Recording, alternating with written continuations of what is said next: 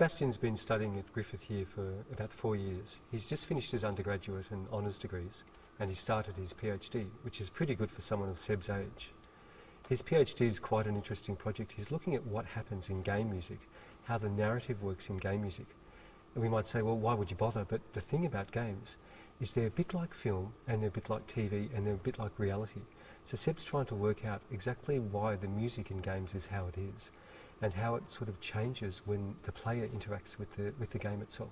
Basically, it's saying how music tells a story, and how and how musical themes and motifs interact with the way a story is being told inside video games, especially role-playing games. Drone kind of thing. Yeah, just like drums. One of the things that I enjoy about Griffith is that I had the opportunity to work with people from different schools, from different disciplines. Perhaps role-playing, and then when the branches start to come out, that's the guitar. For example, what I'm doing with Melissa, she's doing this fabulous, amazing animation. It's based on stills, which are basically photos.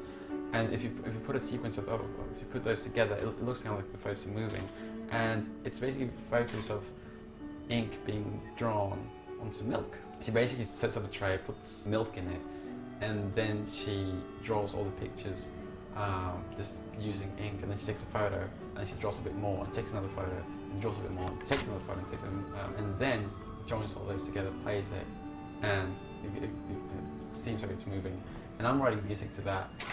We both sit down and basically talk about what the animation is about. We talk about what she wants in the animation, what sort of music she likes, what sort of emotion does she want to put into this animation. Because it's really important when you're writing music for a thing to know what the intentions of the director or the artist are. And from there we just basically like sit down, look at the storyboard, and start thinking, okay, well, in this part we can maybe start with the bass line, or this part we can maybe add a guitar in, and then blend it with a bit of rhythm, a bit of drums. Actually, I like that idea. Yeah, I think that'll work well. I'm really trying to know what the person wants and where, and then I was just sitting down and just writing the music.